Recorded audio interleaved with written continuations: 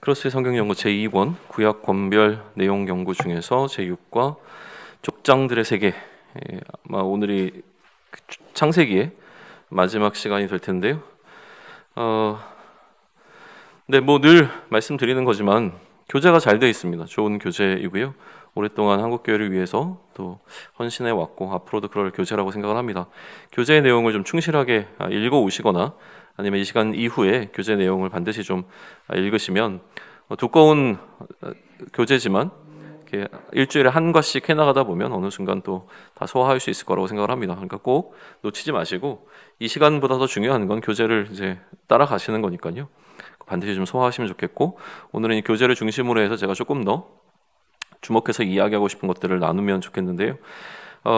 다시 한번 돌이켜 보시면 이제 흐름은 그렇습니다. 그 가나안 땅 정복을 앞둔 이스라엘 백성들에게 이제 모세가 전하고자 한 내용이라고 하는 어떤 하나의 테마 속에서 우리가 지금 창세기를 살펴보았는데, 그 가운데서 조금 더 주목해서 보아야 될 오늘의 키워드가 있다면 그것은 무엇이냐면 가나안 땅과 그 땅에 거주하고 있는 민족에 관한 부분이에요.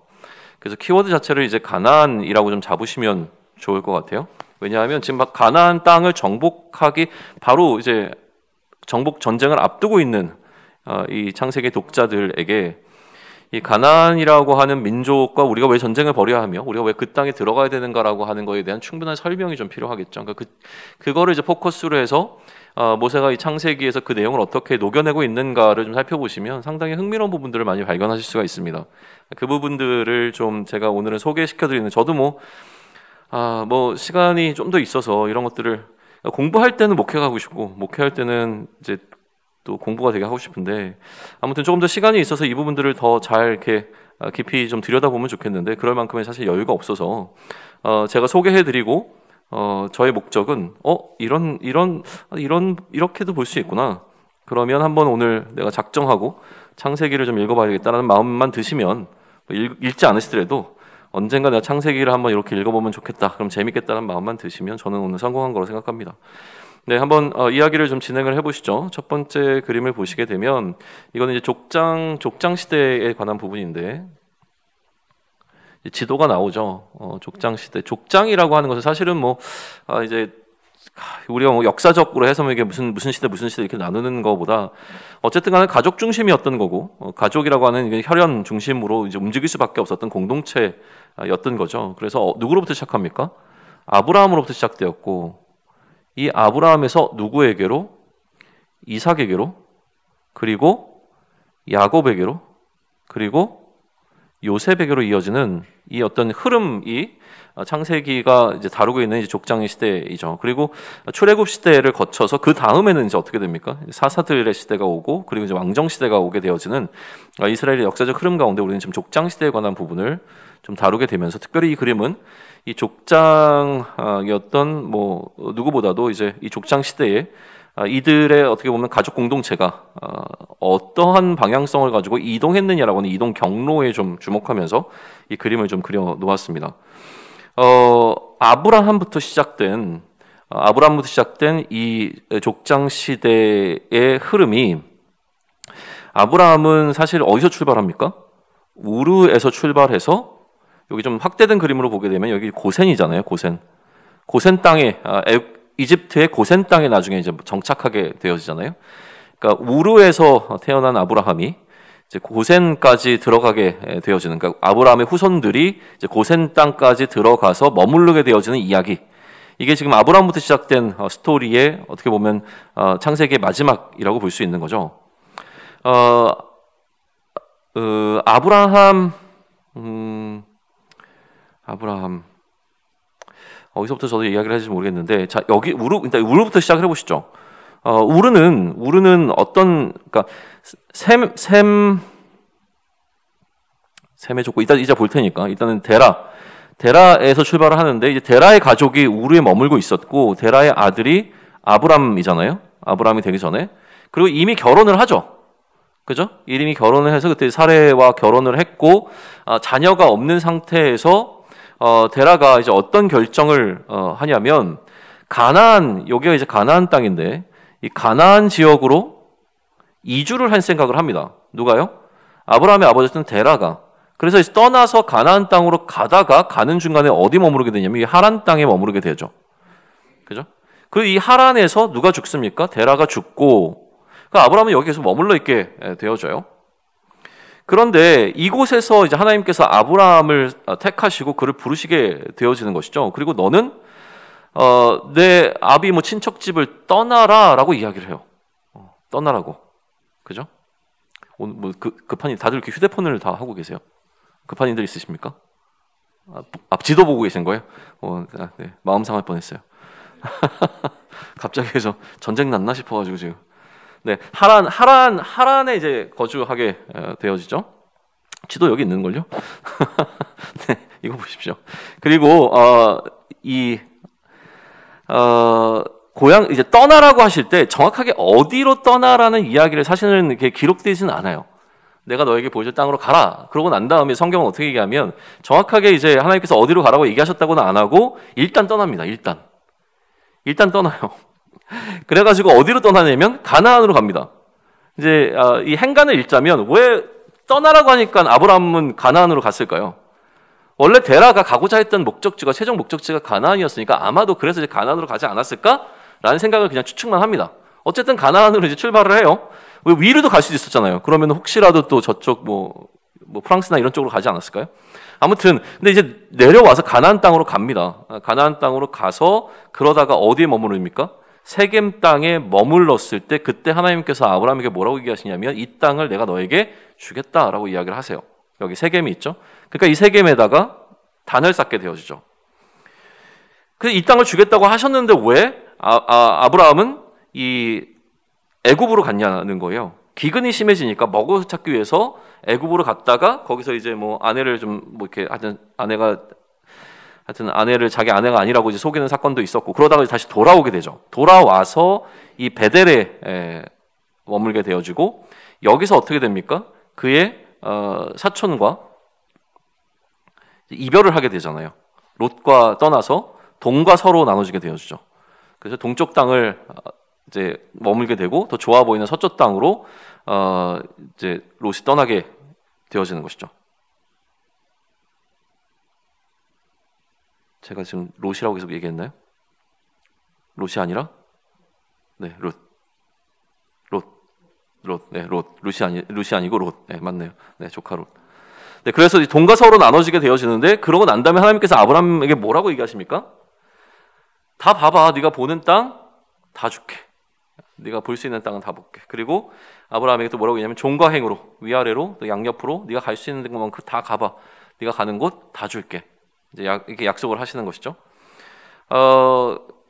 그리고 난 다음에 아브라함이 그 말씀을 듣고 또 단을 쌓죠. 그 단을 쌓은 곳이 여기 마물이라고 되어 있지만 헤브론, 여기 헤브론이죠. 헤브론에 또 단을 쌓습니다. 그러니까 하나님의 약속이 계속 있고 그 땅에 대해서 하나님께서 말씀하실 때 아브라함은 그곳에서 단을 쌓게 되어진 것을 보게 되어져요. 그리고 나서 이 주변을 이제 조금 더 확대한 지도를 이렇게 보게 되어지면 여기 이제 족속들이 더 크게 보이잖아요. 그러니까 이 족속들이 그러면 어떻게 이 주변에 지금 형성되어 있는가에 대한 어쨌든 기원들에 대해서도 창세기는 분명하게 알려주고 있다라고 하는 것이죠.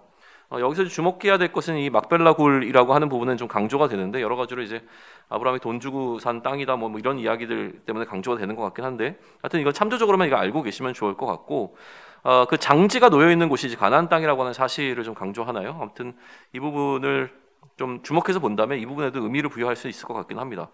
근데 우선은 이 족장들을 중심으로 한 이스라엘의 이동 경로가 이랬다라고 하는 사실을 좀 기억하면 좋고, 그리고 그들이 이동하는 그 경로, 특별히 또 그들이 정착했던 그 가나안 땅을 중심으로 해서 그 주변의 국가들이 어떻게 형성되었는가라고 하는 뭐라면 족속들의 형성에 관한 이야기, 이것 또한 어쨌든 간에 관계이다 보니까 이 족속들과의 관계를 설명하기 위해서 창세기는 좀 지면을 할애하고 있는 것으로 마주하게 되어집니다. 다음 장으로 한번 넘어가시죠. 이게 창세기에서 이야기하고 있는 기원들이에요. 그러니까 무슨 기원들이냐면 족속들이 어떻게 생겨나게 되었는가라고 하는 부분을 창세기는 충분히 이제 설명해주고 있다라고 하는 거죠. 제가 지난번 창세기 처음에 이야기할 때 톨레도트 이야기를 했죠. 족보 이야기를 했습니다. 족보 뭐 개수에 대해서는 좀 이견이 있지만 그래도 한 10개의 족보, 10개의 톨레도트를 통해서 이 창세기는 쭉 흘러가고 있는 흐름을 갖고 있다. 그래서 이 톨레도트를 사용하는 이유는 무엇이냐라고 했을 땐 사실 굉장히 긴 역사를 빠르게 우리는 현재로부터 지금 이스라엘의 출애굽 2세대로부터 창조의 시기까지 가장 신속하게 연결할 수 있는 방식이 바로 이 족보라고 하는 것을 통해서 선으로 연결하는 방식이죠. 이렇게 연결되어 있어서 아담으로부터 우리까지 어떠한 역사가 흘러왔는가를 이 톨레도트를 통해서 이어나갈 수 있는 거고요. 그 중간중간에 잠깐 호흡을 느리게 가면서 걸음을 천천히 가면서 어떤 스토리들을 하나씩 지금 알려준다고 한다면 그 스토리는 그만큼 중요한 이야기일 겁니다. 아담으로부터 우리까지 어떻게 이어져 왔는가를 설명하는 중간에 갑자기 잠시 멈춰서서 어떤 스토리를 이야기한다는 건 그만큼 의도가 거기에 좀 담겨 있겠죠. 기본적으로는 무슨 이야기를 해야 되냐면 아담이 우리 인류의 최초 인류라고 한다면 그러면 이 아담으로 시작된 우리는 사실은 전부 다 한 가족이죠. 근데 한 가족일 수밖에 없는 우리가 지금은 왜 이렇게 여러 족속들로 나누어졌는가, 또 여러 곳에서 이렇게 지내고 있는가라고 하는 부분들에 대한 기원에 대한 설명을 창세기가 해주고 있습니까? 충분히 해주고 있는 거죠. 그리고 이들이 그러면 왜 갈라졌는가를 설명하는 것뿐만이 아니라 이들을 향한 하나님의 마음이 왜 다른가에 대한 설명들도 충분히 해주려고 애쓰고 있는 것처럼 보여집니다. 그러니까 하나님의 마음이 왜 이들로부터 떠나게 되었는가라고 하는 어떤 부분들, 왜 하나님은 지금 이스라엘 자손들에게만 집중하고 계시고 다른 족속들에 대해서는 이러한 태도를 보이고 계시는가라고 하면서 이야기를 시작을 하는데, 가나안 족속들의 기원과 그들을 향해 내려졌던 저주에 대한 언급들이 기록이 되어져 있죠. 그죠? 그리고 모압 족속과 암몬 족속의 출생 자체가, 탄생 자체가 뭔가 문제가 있다는 사실 또한 창세기는 언급을 해주고 있잖아요. 그리고 이 에돔 족속은 누구의 후손입니까? 에서의 후손이라고 하는 사실을 강조해주고 있고, 그리고 이스마엘은 어딨습니까? 이스마엘은 또 이삭이 아닌 이스마엘의 후손이라는 사실도 언급해주고 있고, 나중에 미디안이라고 하는 부분들도 나오게 되어지지만 마찬가지로 이 미디안은 누구입니까? 아브라함이 그의 아내가 죽고 난 이후에 다시 그두라와 결혼을 해서 낳은 태생 중에 하나가 이제 미디안이었으니까 이렇게 좀 흐름들을 이제 가져가는 거죠. 그러니까 이 부분들에 대해서 이야기를 굳이 하고 있는 이유는 뭐냐면 족속들에 관한 설명들을 해주고 있다는 거죠. 아말렉도 여기 등장합니까? 네, 아말렉도 있죠. 아말렉은 누굽니까? 에서의 손자뻘 해당하죠. 그러니까 이런 어떤 조상들의 어떤 족속들의 기원들에 대한 것들을 창세기는 호흡을 멈추고서 설명을 해준단 말이에요. 설명을 해주는 이유가 있어요. 왜냐하면 그러면 지금 현재 우리가 함께 이 동시대를 살아가야 되는 우리 주변의 이웃들과 우리는 어떤 관계를 맺어야 하는가라고 하는 부분에 있어서 이거를 역사적으로 끌고 가주게 해준단 말이죠. 뭐 창세기가 이 출애굽 2세대들에게 이게 이제 이 족보, 그러니까 창세기가 갖고 있는 하나의 역할이라고 보면 될 것 같은데, 여기서 이제 보시면 노아가 여기 노아 여기 있잖아요. 노아, 그죠? 노아. 이 노아를 조금 더 확대해서 여기서부터 조금 더 확대해서 보실 필요가 있습니다. 왜 그렇습니까? 노아로부터 새로운 세계가 시작되죠. 그죠? 싹 다 엎으시려다가 사실은 노아의 가정만 이제 놔두시고, 어떻게 보면 이렇게 보면 좀 과격한 표현이 하지만, 새로운 시대가 열린 거잖아요. 그죠? 이게 아담으로부터 출발했던 하나의 흐름이 이제는 노아로부터 새로운 세계가 형성되는, 이제 노아의 가족들로부터 또 새로운 세대가 시작되어지는 이 출발점에서 그 스토리, 홍수 이후의 스토리에서 가장 주목받게 되는 스토리가 뭡니까? 여기는 기록 안 돼 있지만 함이 그의 아버지를 모독하는 사건이죠. 이 함의 모독 사건으로 누가 저주를 받냐면 그 함의 아들이었던 가나안이. 그죠? 가나안을 키워드로 보면 이 지금 여기에서는 12지파의 기원이라고 해서 요 그림만 나타냈지만 여기다 우리 추가를 한다면 뭘 추가할 수 있어요? 가나안을 추가할 수 있다는 얘기예요. 성경은 이 가나안이 왜 저주를 받았는가에 집중하고 있는 부분들을 우리는 보게 된다는 거죠. 그죠? 그리고 난 다음에 이 12지파의 이 스토리, 그러니까 아브라함으로부터 시작되어지는 아브라함이 어떻게 선택을 받았는가라고 하는 걸로 이야기가 싹 흘러가잖아요. 흘러가다가 아브라함의 이야기 가운데서 우리가 특별히 조금 더 이제부터 시작되는 이야기 가운데서 주목해 봐야 될 스토리들은 뭐냐면 결혼 스토리예요. 결혼 스토리. 결혼이 이제까지는 그렇게 중요하게 언급되지 않다가 이 결혼의 문제가 어느 순간부터 부각되는 타이밍이 찾아오게 되어집니다. 사실 우리의 눈에 보게 되면은 근친 결혼이잖아요. 그러니까 사실 어떻게 보면 되게 불편할 수 있는 이야기예요. 그리고 결혼은 누구와도 마음만 맞으면 할 수 있어야 되는 어떤 이슈인데도 불구하고 결혼이 굉장히 제한적으로 설명되기 시작합니다. 그리고 이 결혼 스토리가 보여주는 강조점이 있어요. 결론부터 말씀드리면 이 결혼 스토리가 보여주는 강조점은 뭐냐면 가나안 족속과는 결혼하지 않겠다는 거예요. 재밌죠?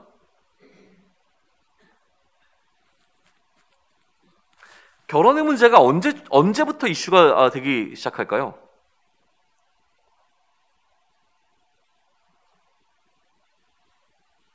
잠깐만요. 제가 창세기 22장을 좀 잠깐 찾아볼게요.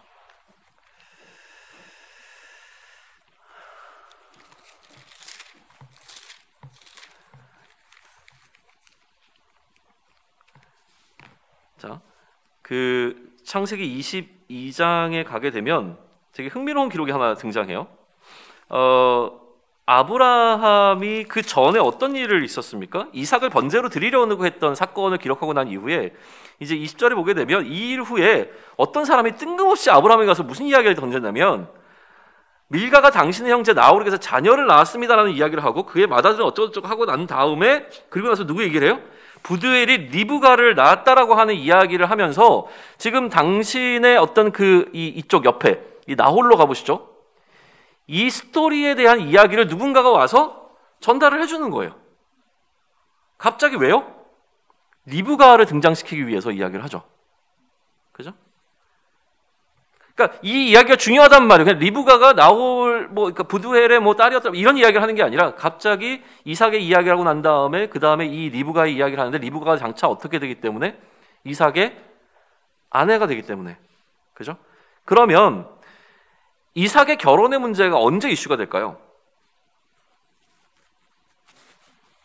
사라가 죽고 난 이후에요. 그러면 우리가 조금 더 이걸 확장해서 한번 생각을 해본다면 아브라함은 이전에 무슨 경험을 했습니까? 하나님께서 너의 자손을 통해서 큰 민족을 이루게 할 거야 라고 했지만 실제로 그가 갖고 있었던 모든 자손들이 아니라 그죠? 누구에게만? 이삭, 사라에게서 난 자식을 통해서만이라고 하나님께서 제안하셨잖아요. 근데 이제 더 이상 사라가 늙어도 아이를 낳을 수 있었죠. 어떻게? 하나님의 강권적인 일하심으로. 그런데 이제는 도저히 더 이상 사라를 통해서는 자손이 태어날 수 없는 상태가 되어버린 사라의 죽음을 맞고 난 이후에 그 다음에 이제는 이 민족이 어떻게 번성될 것인가라는 이야기를 이삭을 통해서 스토리를 진행하려고 한단 말이에요. 그래서 이삭이 뭘 시켜요? 그의 종을 통해서 가나안의 이 가나안이 아니라 어떻게 이 리브가 자신이 머물고 있는 이곳에서 이 이삭이 결혼하지 못하게 하고 리브가 그러니까 자신의 그 사촌 그 집안 혈통 가운데서 결혼을 시킬 수 있도록 뭔가 해야 된다라는 이제 부탁을 하게 되어지는데 그럼 왜 가나안이랑 결혼을 못하게 했냐는 거예요. 무슨 이유 때문에요? 그죠? 무슨 이유인지는 모르지만 강조되고 있는 건 분명해요. 뭐가 강조돼요? 가나안 사람하고는 결혼하지 않았다는 거예요. 가나안 사람들하고 혈통적으로 섞이지 않았다는 것을 강조해요. 그러면 지금 가나안 민족과 이스라엘 백성들은 전쟁을 벌여야 되는데 이 가나안 민족과 그들은 혈통적으로 구분된 민족이라고 하는 사실을 분명히 알 수 있죠. 섞이지 않으려고 어떤 노력들을 했는지에 대한 설명이 충분히 지금 되어지고 있단 말이에요. 그럼 이들은 사실은 어떻게 보면 아브라함 이후로 하나님께서 아브라함을 통해서 민족을 형성하고 난 이후에는 이들은 혈연적인 어떤 부분에서 사실은 노아까지 올라가면 하나의 혈통을 이어가겠지만 지금은 어떻게 보면 나누어진 족속이라고 하는 사실을 선명하게 드러내준단 말이에요. 그게 한 번 더 등장합니다. 언제 등장합니까? 야곱이 결혼하는 이슈에서 다시 한 번 또 등장을 해요. 에서가 누구랑 결혼했어요? 가나안 민족이랑 결혼을 했단 말이에요. 그러니까 이거를 근거로 해가지고 얘기를 하는 거죠. 그래서 그러면 안 되지 않겠냐? 그래서 이 야곱이 이제 그 라반에게서 결혼을 하게 되는 과정 가운데 또다시 이 가나안과 혈통적 선을 좀 긋고 있습니다. 리브가에서 이야기를 지금 중요한 걸 안 했네요. 리브가가 이제 이삭의 아내로 선택이 되어지고 이제 떠날 때 리브가의 형제들이 리브가를 축복하는 이야기가 앞권입니다. 뭐라고 이야기냐면 리브가의 축복하여 이르되 우리 누이여 너는 1000만인의 어머니가 될지어다. 내 씨로 그 원수의 성문을 얻게 할지어다. 뭐라고요? 내 씨로 그 원수의 성문을 얻게 할지어다. 원수가 누구예요? 그러니까 이런 어떤 느낌들을 계속 가져가면서 지금 가나안과 전쟁을 준비하고 있는 이스라엘 백성들에게 이 모든 것이 지금 어떻게 보면 무르익어서 자신들이 앞에 놓여 있는 것처럼 보여지기 위한 설명들이 쭉 이어지고 있다는 거죠. 야곱에게로 넘어가서 그렇게 또 결혼할 때 이 결혼의 이야기에서 그게 강조가 되는 난 이후에 야곱이 이삭으로 가는 거예요. 이삭이 쌍둥이를 출생을 하잖아요. 그죠? 그러면 이제 이슈가 되는 건 뭐겠습니까? 이전까지 없었던 이슈가 하나 등장하죠. 이제 장자권은 어떻게 되는 건데 이 이슈가 등장을 합니다. 장자권의 스토리가 굉장히 중요한 이슈로 등장을 해요. 그러나 에서가 그걸 가볍게 여겼고 야곱에게로 이 장자권이 넘어가게 되어주죠. 그리고 나서 이 야곱의 결혼의 문제를 다룰 때 에서가 다시 한번 햇사람과는 결혼시키지 말라고 얘기합니다. 햇사람은 안 돼. 이 햇사람이 가나안의 아들이거든요. 해족속은 가나안의 아들이거든요. 그러니까 이렇게 또 이어지게 되는 것이죠. 그리고 이삭이 그래서 야곱에게 너는 가나안 사람의 딸 중에서 아내를 맞이하지 말고 라반의 딸 중에서 아내를 맞으라고 얘기합니다. 그리고 아브라함의 축복을 야곱에게 해줘요. 길 떠나는 야곱에게 아브라함이 하셨던 축복을 그대로 해줍니다. 그 축복을 안고 떠났던 야곱이 잠자다가 다시 한번 하나님께로 그 축복을 컨펌받게 되어지죠. 그러면서 하나님께서는 뭐라고 이야기하냐면 네가 누워있는 그 땅을 너에게 줄 것이다. 여기서 영원토록 거하게 될 것이다. 이렇게 이야기를 합니다. 누워있었던 땅이 어디입니까? 베델. 베델은 어디에 있는 어디에 위치한 지역이죠? 가나안 땅. 그러니까 왜 이들이 이처럼 이제 가나안 땅이라고 하는 땅을 정복해야 되며 이 땅이 하나님께서 그들에게 주신 땅이라고 하는 사실, 그리고 난 다음에 이 창세기는 어디로 마무리되어지냐면 그런데도 불구하고 그들이 어떻게 하다가 애굽에서 거주하게 되었는가의 이야기로 마무리가 되어지는 게 이 창세기 전체의 스토리라는 거죠. 또 하나 여기서 잠깐 강조하고 넘어가고 싶은 게 있는데, 자, 그런데 그렇게 흘러갔던 야곱의 결혼과 야곱의 가족 이야기 속에서 이제 자녀들이 태어나는데, 그죠? 자녀들이 12명이 태어나잖아요. 이게 12지파가 되어지고 12지파의 기원이 되어지죠. 자, 그러면 지금 현재 이스라엘 그 지파들의 어떻게 보면 조상이라고 따질 수 있는, 출발점이라고 할 수 있는 12아들이 등장하게 되어지는데, 이때부터 장자권이 중요할까요? 장자권은 약속의 흐름이 누구에게로 흘러가느냐라고 하는 부분에서는 중요했어요. 그러나 이제 12명의 자녀들이 태어나고 이 12명을 중심으로 이미 형성된 이스라엘 민족들에게 이제는 장자권의 문제가 중요하지 않습니다. 누가 더 크냐 작냐의 문제로 가게 되면 자기들끼리 치고받고 싸울 수밖에 없어요. 그럼 지금부터 중요한 건 뭐냐면 이제 누구랑 결혼할 거냐 막 이런 이슈도 아니고 장자권이 어떻게 될 거냐 이슈도 아니고, 지금부터 중요한 건 뭐냐면 이들을 향한 축복이 어떻게 현실화되어지느냐의 약속을 포커스를 맞추고 있죠. 지금 그들이 놓여 있는 자리가 이들이 받았던 그 축복으로부터 어떻게 이어져 가고 있는가라고 하는 것을 드러내주는 방식으로 또 스토리는 진행되고 있다라고 하는 거예요. 이 부분까지 좀 이야기를 하면 좋을 것 같습니다. 자, 그러면 이처럼 우리가 이제 살펴봤던 이야기를 이제 마무리를 좀 지으면 좋겠는데, 그래도 뭔가 좀 뭐라고 얘기할까요? 하여튼 뭔가 메시지가 되도록 이거를 마무리를 좀 지어야 되잖아요. 이제 생각을 좀 해봤습니다. 족장 중심으로 이어진다는 것, 특별히 이 가운데서 우리가 요셉 이런 사람들은 참 어릴 때야 그렇지만 나중 가게 되면 요셉과 같은 총리가 되는 것. 그래서 얼마나 우리 부모들이 자녀들을 놓고 기도합니까? 요셉과 같은 총리가 되어지는. 생각해 보세요. 총리 어마어마한 거잖아요. 지금 생각해 보면 한 나라를 다스리는 자리에 올라선다는 것은 딱 세상적 질서를 따라서 기도하기에 적절한 모티브가 되어집니다. 어렸을 때는 막 이렇게 좀 힘들다가 그러나 막판에는 굉장히 어마어마한 영향력 있는 사람이 되어지는 것, 이것도 굉장히 중요하게 되어지는 거죠. 그리고 사실 족장 중심으로 이어진다라고 하는 건 1등만 기억하는 세상처럼 보이잖아요. 그렇죠? 다른 사람들은 그렇게 주목받지 못합니다. 그런데 참 흥미로운 건 뭐냐면 성경은 그처럼 리더들, 어떻게 보면 하나의 족장들을 이야기하면서 그 족장들을 전부 다 굉장히 탁월한 사람으로 설명하기보다는 우리들의 수준과 크게 별반 다를 것 없는 사람으로 그들의 수준을 내려주고 있는 것이 참 감사하다는 생각이 듭니다. 아브라함의 연약함뿐만이 아니라 이삭의 무능함이나 야곱의 거짓된 모습이나 요셉의 참 되게 재수없는 어떤 모습이랑 이런 것들 자체가 사실은 굉장히 우리에게서 그대로 드러나는 어떤 영웅적 스타일로 이들을 기록하고 있는 것은 아니라고 하는 것이죠.